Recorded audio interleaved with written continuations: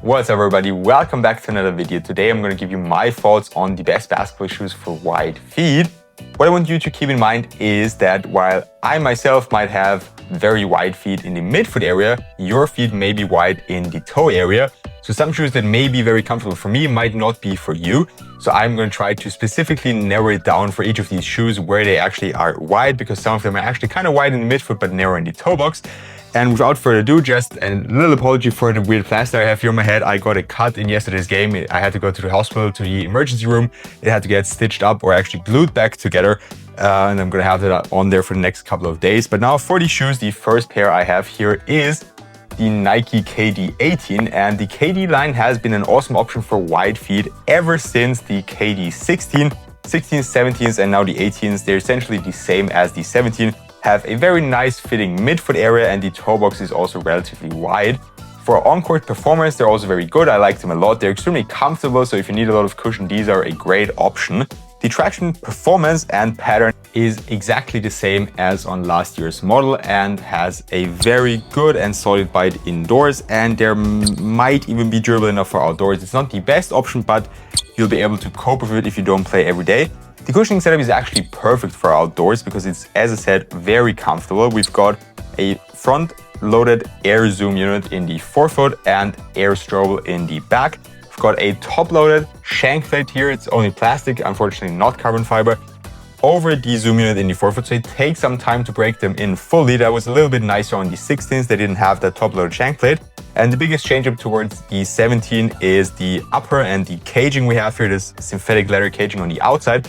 This also takes a little bit of time to break in, so don't be afraid if they're a tiny little bit snug at first.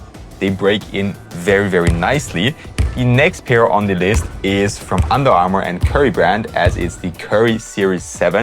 Actually, one of my favorite basketball shoes at the moment. Awesome performer and great fit for wide footers, especially in the midfoot, and the toe box is also way wider than on your usual basketball shoe. For performance, we have an upgraded flow outsole. It's a decoupled outsole as well, as you can clearly see. And we have a very stiff plastic shank in the middle, so these have great torsional support as well. And the flow setup, if you're unfamiliar with it, has the best bite on clean indoor courts. If it's a little dusty, they tend to struggle and pick up a lot of dust. The improved setup here actually copes better with dusty setups, but it's still not very good.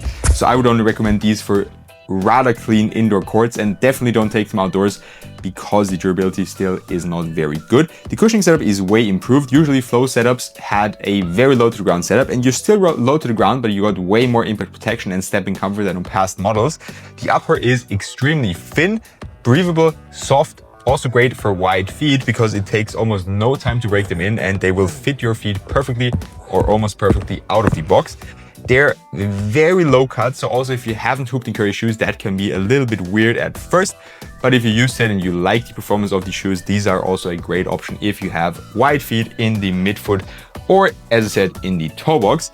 Another option is a shoe I only got in very recently, as is the 741 Rover, Jaylen Brown's own brand and his first signature shoe.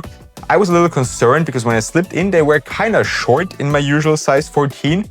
But the width was extremely comfortable and accommodating for almost every foot shape in my opinion. Just be aware that they might feel a little bit short, but once you break the material in, that's going to go away, as it's a very stretchy material as well. For traction performance, I practiced with them before last game where I got that cut, and I liked them a lot. Traction was extremely good. The court we practice on is a little bit dusty and it held up very well. Moderate dust pickup also. I don't think they're durable enough for outdoors. The cushioning setup, it actually looks like there is a lot there, but unfortunately, or depending on how you like your shoes, maybe also fortunately, there's not that much there. The heel has just enough impact protection for me, and the forefoot is very low to the ground, which I do like. And as I said, I just need right about impact protection, the right amount in the heel and a little bit in the forefoot, which these do provide. One thing where they're not the best is torsional support in my opinion. They're just a tiny little bit too flexible for my liking. The heel area is locked in though, and the fit and materials are extremely comfortable. So they are definitely going to stay in my rotation. Another shoe that is extremely underrated and from an underrated brand is the New Balance two-way Volume 5, and those also fit very, very nicely if you have a wide midfoot. The toe box is also more spacious than on other shoes, but it could be a tiny little bit narrow, but the midfoot really is extremely accommodating. The materials are so soft, they break in so nicely and really accommodate to your foot shape, which is nice because I don't want my feet to accommodate the shoe. I want the shoe to accommodate my feet. And the performance overall is also very good. I actually hooped with them outdoors, which I wouldn't recommend because especially this translucent outsole here is not very durable.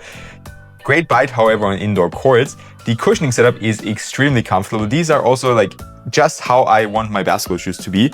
We have a full-length fuel cell cushioning setup, a very thick slab of it in the heel, and a little bit of a lower to the ground feeling in the forefoot. So just how I want my basketball shoes to feel like. I mentioned the materials already, and the support features are also very good. We've got a very big heel counter and an external one, and we also have good torsional support as there is a rather stiff shank plate in there. Another option that I only got in very recently, and I mean, what is a best shoes for wide feet video without a barefoot basketball shoe? The Xero X1 Low.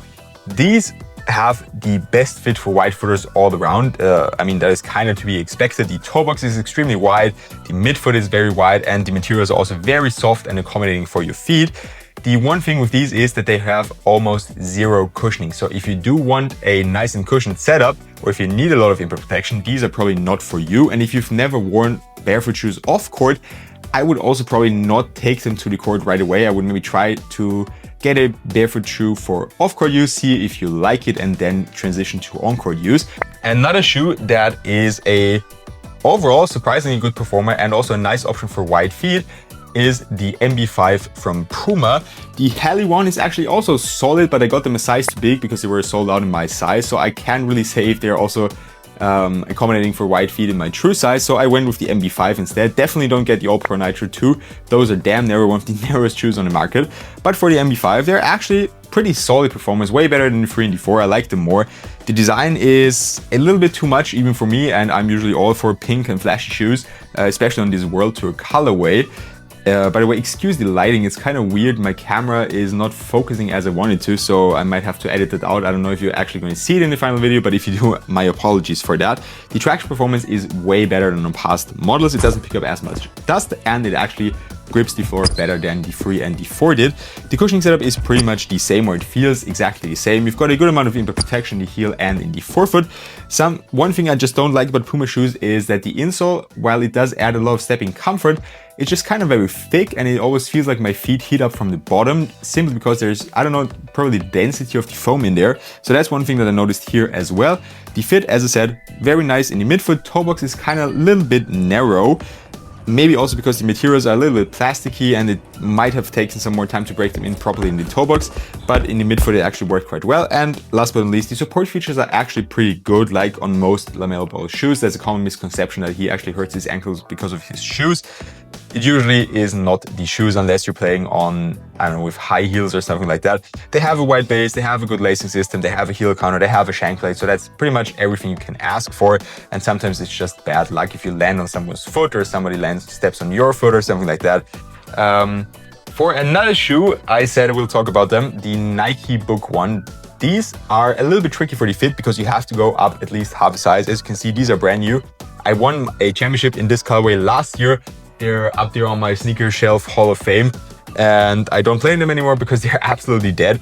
I really beat them to the floor last year, or ran them to the floor last year. So I got another new pair from StockX. And by the way, if you're wondering where you can cop all these shoes, you can find affiliate links to all of my partner stores, StockX being one of them, Kicks being one of them, and just the respective brands like 361 or Way of Weight. You can find affiliate links and affiliate codes, so I would really appreciate if you do cop some shoes, if you would use these links because it directly supports me and my content. Now back to the Nike Book 1. I said you have to go up at least a half size because they run short, and a lot of people said they're too narrow, they're too short, especially in the toe box area. But if you go up half a size or a full size, depending on how wide your feet are, these are really accommodating in midfoot, extremely comfortable, soft, plush all around. And as I said, probably the shoe that fits my feet the best. So I'm trying to stock up on every pair that I can find for under retail because I just want to keep playing in them, and I can't imagine playing in another shoe because for me as a professional player, I can't be worrying about my shoes in game. So for me, it's just the most important thing. I put on the shoes, I know exactly what I can get. They have very reliable traction performance. I hardly ever slip out and I really play a lot in them. There's colorways with translucent outsoles, colorways with solid rubber outsoles. Solid rubber better for outdoors, translucent better for indoors from my experience. The cushioning setup is what I love about them and what makes these so great. A thick air zoom unit in the heel and Cushioning 3.0 throughout the whole outsole or midsole, so my bad. Which makes for great impact protection in the heel and a low to the ground feel in the forefoot. There's colorways with leather materials, but I'm vegan, so I don't use any animal products, including leather materials on shoes. So I prefer the colorways with synthetic uppers. They're also a little bit softer and more breathable, so they do have some benefits. The leather uppers are kind of a little bit more stable and supportive. I did use them before I decided to implement my vegan lifestyle, not only on my diet, but also in the rest of my life. And last but not least, the support features. I talked about it a little bit. Actually a very supportive shoe. It might not look like it, but you've got a midfoot shank plate, you've got a heel counter, and you've got a very wide base, which is always great, as I said, with the mellow shoes. And for the last two shoes, we have one more shoe from Nike. Also a shoe that doesn't get talked about that much, the LeBron Next Genesis. They have a very wide and accommodating fit in the midfoot. The toe box here is rather snug. So if you have a wide toe area, maybe don't take these. There's better options on the list. We talked about it, but the midfoot here is extremely wide. One reason for that is also that the materials are extremely soft and accommodating. They break in very nicely. It's a textile mesh-like upper with a fabric up top and some plastic overlays. So they really break in very quickly, and overall it's also a very comfortable shoe. You've got a very big air zoom unit in the forefoot, so this is a great shoe for people that want more cushioning in the forefoot and just foam in the heel. The support features are also great. We actually have a carbon fiber midfoot shank plate, which you don't see that often nowadays. And the traction pattern is the exact same as on one of LeBron's first Nike shoes, which is a cool detail.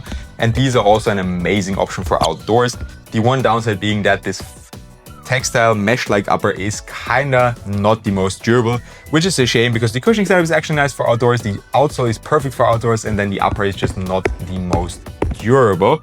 And now for the last shoe on the list, as promised, the 361 Joker 1, and it doesn't matter if you go for the regular Joker 1, for the Joker 1 GT, or for the Joker 1 SE. All of them have a very wide midfoot and toe box area. For the performance, traction performance is very good. It's also durable enough for outdoors in my opinion, and indoors you get a very good bite. The cushioning setup is, depending on which model you decide to get, a tiny little bit different. The GT and SE are a little bit more bouncy. These have better impact protection in my opinion, but are a little lower to the ground in the forefoot. The materials, they all use synthetic leather uppers, or in general just synthetic uppers. That's something I like from 361 and the Joker line. They don't use leather materials, which is awesome for me, as I said. And the support features are excellent. One of the most supportive shoes here, and also one of the best shoes if you're a bigger player who puts a lot of force into your shoes. You've got this big external heel counter, a midfoot shank plate, a very nice lacing system, and also a lot of padding inside the shoes so the laces don't cut into your feet. With all that being said, that's my best shoes for wide footers. One pair I want to add also from last year that's still available is the Nike Sabrina 2. These are also extremely nice if you have a wide midfoot. The Sabrina 3, not as much. Unfortunately, they are more narrow, just like the Sabrina 1. And now that's really it for today. With all that being said, I'd really appreciate if you could leave a like on the video, comment your thoughts on my list, or just leave a comment for the algorithm. And if you did all that, I would also really appreciate if you could subscribe to my channel, as it helps me out a lot. Have a good one, and see you next time for more reviews.